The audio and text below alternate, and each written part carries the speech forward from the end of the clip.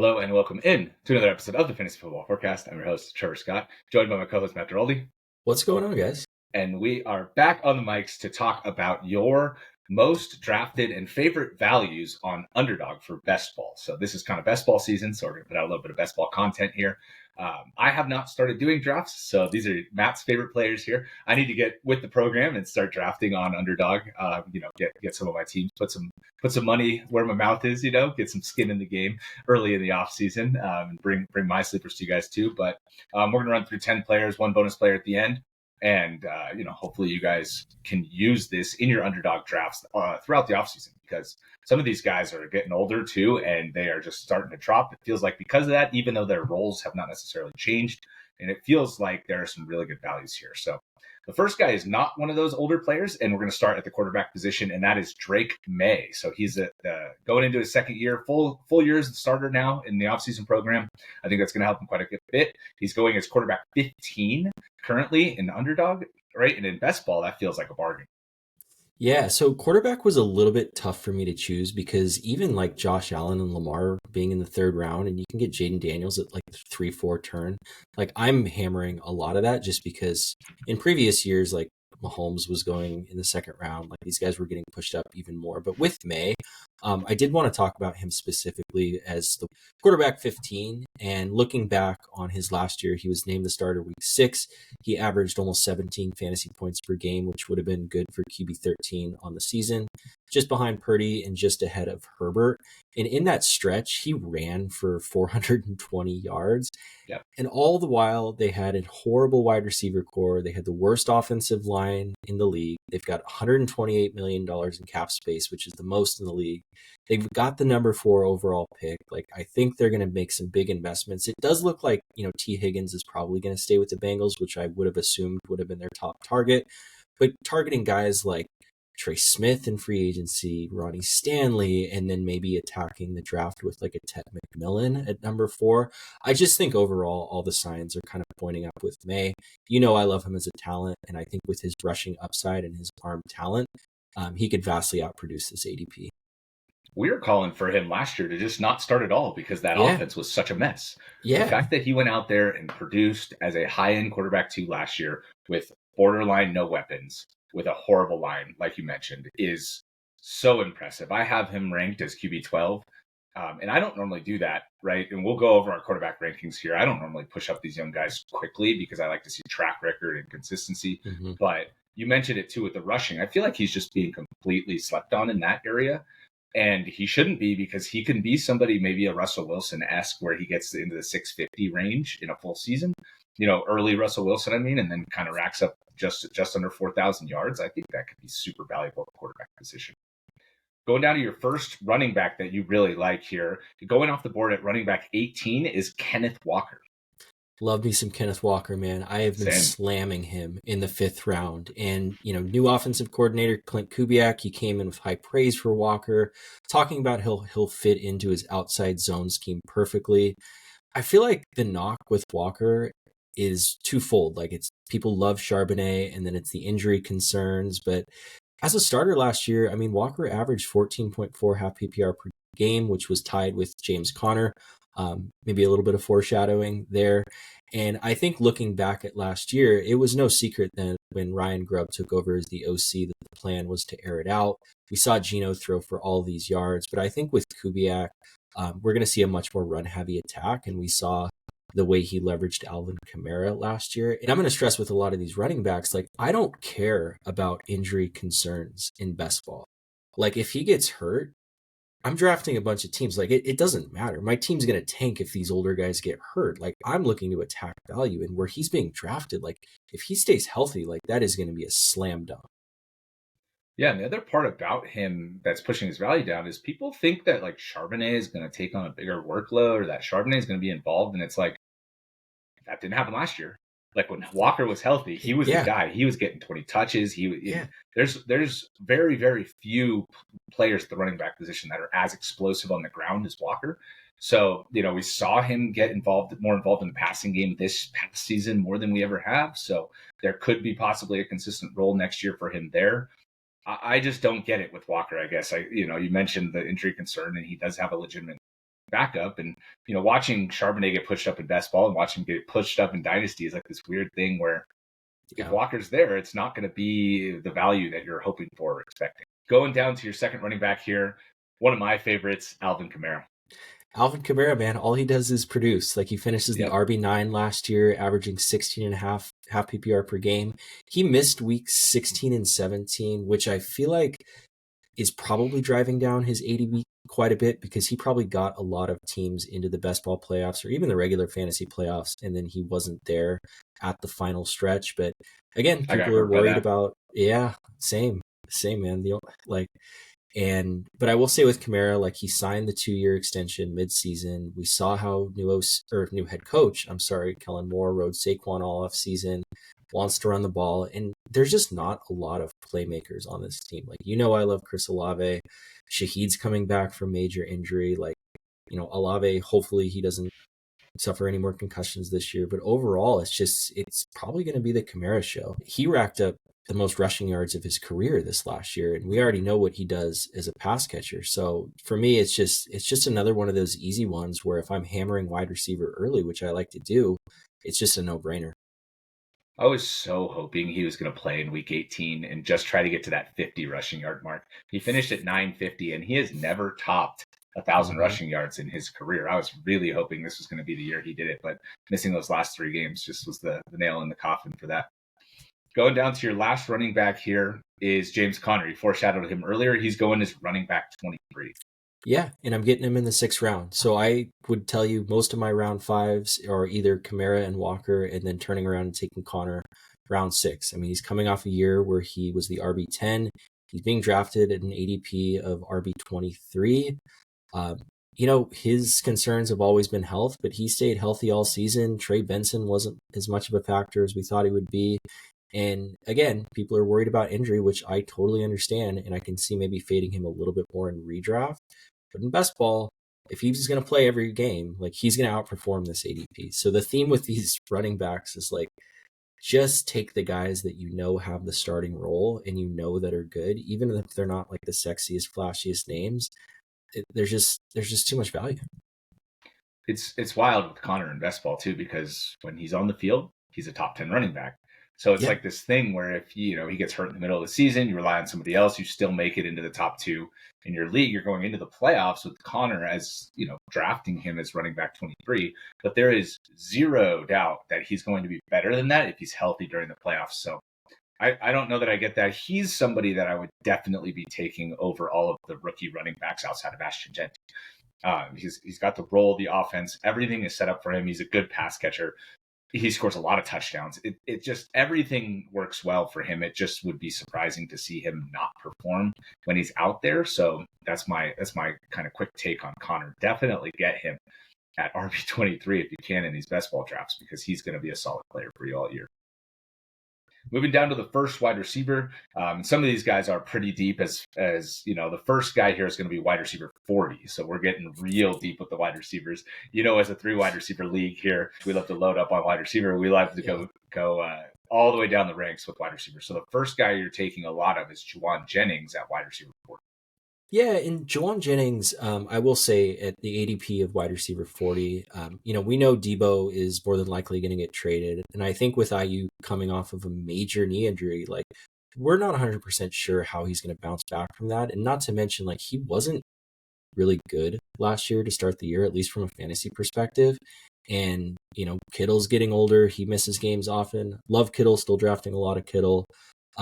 Pearsall is on his come up as well, but I think a lot of his ADP is being driven by the fact that, he went off in week 17 and he was on the person's team who won Best Ball Mania. And with Jennings, like, we've seen the spike weeks, right? Like, we know that's in his game. We know Purdy likes him. We know it's a great system. And if he rolls out there week 1 as the wide receiver 1 on a great offense with a very good quarterback in this system, like, I just think that's a no-brainer. And with him in best ball, it's like, when you draft Niners players in redrafts, you're going to live with the highs and the lows, but you're just playing for the spike weeks for the most part. So I really like Jennings.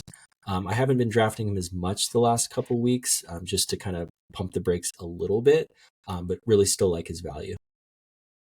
Yeah, and with him, you mentioned the spike weeks, right? I mean, he can score. That's the thing, is he'll score in Yeah. bunches. So Yeah.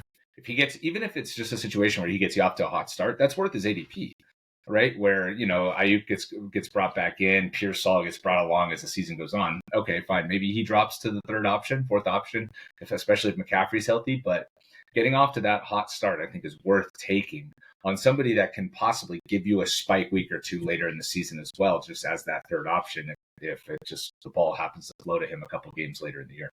Going down to your second wide receiver, this is going to be a theme all off season because it always is for us. And I just still do not understand this whatsoever. Jakobi Meyers, wide receiver 45 in best ball. He's just right back in that same slot around 120, 100 overall, right? Like whatever it is between those two ADPs. And we're just right back here with Jakobi Meyers, and he's going to outproduce this for sure. Just like that you were saying all off season, all last season, all season the year before, like anyone that doesn't know, this is like the Jakobi Meyers podcast. Like we love Jakobi Meyers. We love his consistency. He didn't drop a ball. It just makes no sense. I mean, he didn't drop a ball all season either. Zero drops, 0%. He's the only receiver over 50 87 targets? Catches. Yeah. Zero drops. And it's not like the quarterback play is going to get worse this year because they're either going to have Aiden O'Connell win out the job or they're going to draft someone or bring someone in who's going to be better. Now we're seeing rumors of Stafford going skiing with Tom Brady. And like, if that happens, like wheels up for Meyers. Obviously we love Bowers too, but again, people are just kind of bored with Jakobi Meyers or he's just wildly underrated. I don't know, but I'm taking him everywhere and I'm going to take him in redraft too, because all he does is produce at a very consistent level. And I think looking at guys like Meyers and looking at guys like Jauan Jennings and what we talked about with the spike weeks, obviously the spike weeks are very important in best ball, but when you're starting 3 wide receivers each week, having a floor as that like number 3 guy, there's a lot of value in that because you don't want to have too many weeks where, you're relying on the Gabe Davis's type guys or the world and, things like that. So I think it is kind of a push and pull and, maybe I just love Meyers. Well, I mean, especially when you're getting him as wide receiver 45. Yeah. You're getting him as a wide receiver 3 with a solid floor, and he's going to finish as wide receiver 28 or 25 like he has been. And you're getting him at 45. There's like, he stabilizes your team. If you have these guys that are huge boom bust, you don't just completely tank. If you have a guy like Meyers down your roster. So I absolutely love taking him, especially in best ball. I think he's a great roster stabilizer. And the other thing too, right now in the offseason, like draft as much of him as you can, because if Stafford goes there, this is going to skyrocket. Stafford can maintain 3 options. It doesn't matter who they bring in as weapons. Jakobi is going to be productive in the same way that, Stafford's always maintained multiple wide receivers. So, he might not slot in as the number 1 option and have those huge boom seasons that we've seen, but he can be very productive as the second or even the third option for a Matthew Stafford-led offense. Going down to your next wide receiver here, you got Cedric Tillman going off the board at wide receiver 67. That is shockingly low. Yeah, round 13. And I think, maybe I'm chasing the dragon a little bit of that 3-week stretch where he was just dominating in the middle of the season. Wide receiver 1? Yeah, and I know that was attached to Jameis Winston, but like, I don't know. To me, this is the type of guy that has the skill set in the profile to really potentially be a 3rd-year breakout. Like he just profiles as that prototypical throwback X receiver. We talked about him when we did a short on him in a Beat with the Waiver Wire episode, like how Randy Moss was like all over him coming into the draft. And I know at one point he was getting some buzz that he was going to go a little higher, ended up dropping to the 3rd round, but who's a 3rd-round wide receiver that was very slow their first 2 years that also is an alpha that you can think of? And I'm not saying on a third round.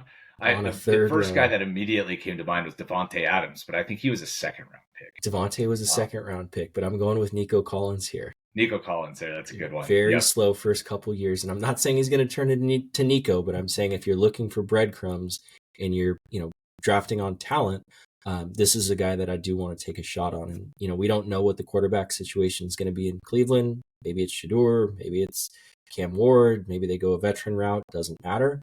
But I do think that he will be, out there in 2 wide receiver sets alongside of Jerry Jeudy.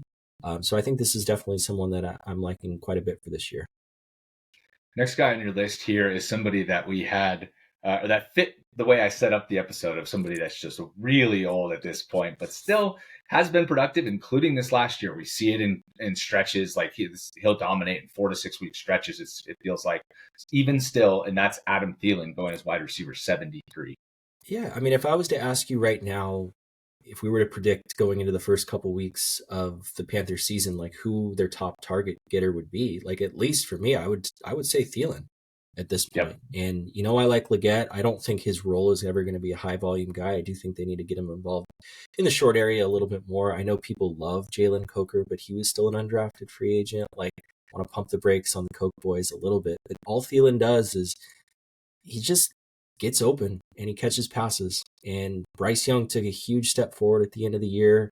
I think Thielen was also on the team of the person that won best ball. Maybe that's not surprising because he went sure. he went 5 for 110 and 2 scores in the final week last year. So it wouldn't be surprising at all if he was on whoever won's team. Yeah. So for me, obviously there's age concerns, there's potential injury concerns, but if I'm getting a potential number one, or at least a number one to start the year in round 15 in a 3 wide receiver league, like I'm going to smash that all day.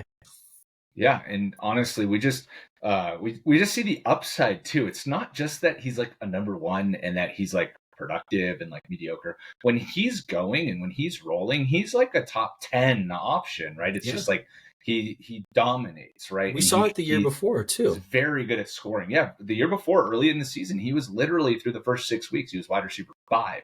So this isn't somebody that's like older and like waning production that's just kind of like mediocre the whole time, right? This is somebody that when he's playing at his best, he's a top end option. So I love the way you set it up. I think late in the draft, it doesn't make any sense here. And I even think if they draft, like if they end up going with a Ted McMillan route in the draft, or I don't know that they're going to bring in a big time receiver. I don't think they're quite there in terms of the organization yet to bring in a big time wide receiver and start paying them. But, if they do draft somebody, I still think it's going to be Thielen at the beginning of the year. And there can be a complementary role possibly towards the end of the year even. So this one I'm all in on. I mean, I honestly think he should be up in the 40s as well.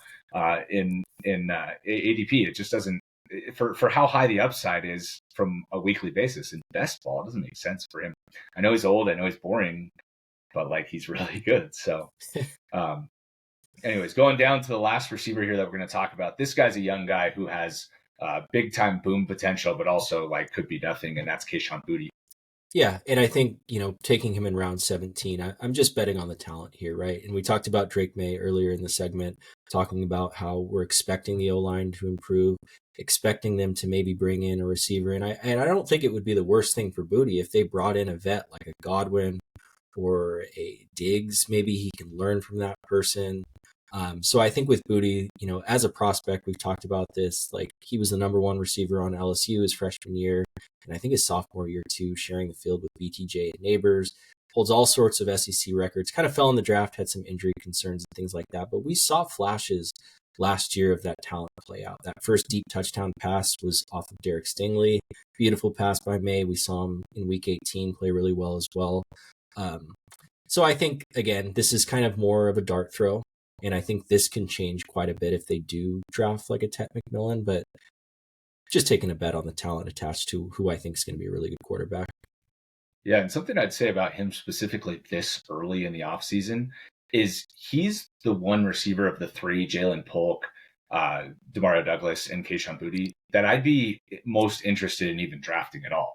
I would definitely have him ranked the highest at this point in the offseason because I think his role is the safest, right? If they bring in Godwin, that's taking Douglas's position. If they bring in somebody that's going to be a big time outside X, that's taking Polk's position, right? Like Boutte is a deep threat. He's not going to be high volume, but he does have a lot of talent and could get into a position where Drake Maye is looking really good and he's getting a lot of one-on-one coverage, right? And they just launched the ball down the field to him, a la Mike Williams, back when he was with the Chargers, and having his best seasons. So, he's not built like that, but that's kind of the downfield role that I think he could have. And he's good. He's attached to a rocket arm quarterback that we obviously love here. And I think his role in terms of where they're going to go moving forward this season is the most safe. So he's the one that no matter who they bring in, he's going to be out there doing his thing and staying. And the role that he's in.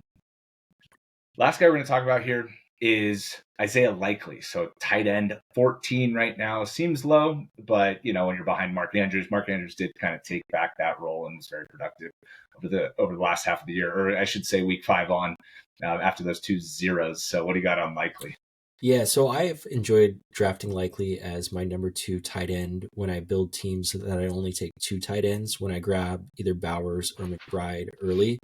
But what I like about Likely is a couple things. Obviously, we've seen his ability to have spike weeks, which at the tight end position, if I'm on the clock and I'm looking at him versus Pat Freiermuth or Dalton Schultz or something like that, it's kind of a no-brainer. And what we see with the Ravens is in games in which they're up, he disappears, Flowers disappears, everyone except Derrick Henry seems to disappear. In games in which they're trailing or it's close, he's going to rely on those, pass catchers. And I think Likely as an athlete is a very good playmaker. And I also think the reason I'm more in on Likely is there's a non-zero chance that Mark Andrews is not on the team next year. He could be a trade candidate. He could even be a cut candidate. I think they can save about 11 million in cap space. I don't necessarily expect that to happen, but the way in which his season ended was about as bad as it gets. So if that were to happen, then Likely is going to shoot up. And so I think when you're doing these pre-draft best balls, those are things that you want to look for, hey, whose value could go way up given XYZ. Yeah, and that's a good point. I hadn't thought about that with Andrews possibly not being on the team. That obviously is a potentially attractive option. Not a complete parallel, but something that we were calling out with Jakobi Meyers and Devontae Adams at this point in the offseason last year even. So, something to keep an eye on. All right, the last guy we're going to talk about here, bonus guy, is a running back, is Najee Harris going as running back 36. That seems astonishing. Yeah, and he's going 3 rounds after Jaylen Warren, and it's all Najee Harris does is rush for 1,000 yards every year and play every single game. And his worst finish is RB22, being drafted as the RB36. And to me, it's Najee's either going to stay with the Steelers and be in the same situation that he's been in, or he's going to go to a team like the Chargers or the Cowboys. And whatever happens in that situation, I think his ADP will rise. So to me, it's just, I know these other guys are flashier and sexier, whatever. And Najee just plots along and it's not the prettiest, but all he does is give you consistent production. And he's being drafted, what did I say, round 10 right now? I'm just going to take that. Yeah. And when you get him too, I think something that's also slept on is he'll just have these random weeks where he has a lot of catches. So when that happens, if he scores a touchdown and has 50 or 60 rushing yards, and then he has 5 catches for 40 receiving, the chances where he ends up in your best ball lineup in those weeks are really high. And there's 3 or 4 of them last week. And I mean, obviously he's not the same player he was as a rookie when he caught 71 passes with the statue of Ben Roethlisberger.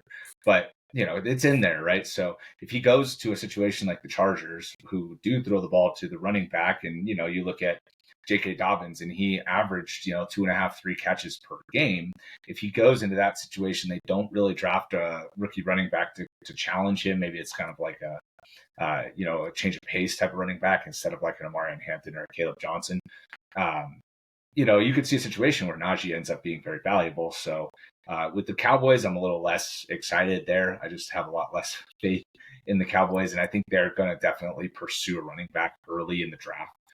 So if he lands there, I'm not going to be that excited about him, but I do think that there are multiple other opportunities around the league for him to far exceed running back 36. I mean, the 10th round is almost disrespectful at that point. You just watch his tape and see how slow he is, and you're I don't want that guy on my best ball team. I want explosive players on my team.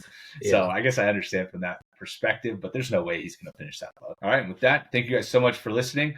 Wrapped it in 25 minutes, so we hit our goal there. Hopefully you guys enjoyed the content. We'll be back with you for more best ball content throughout the offseason. Thanks for listening. Later.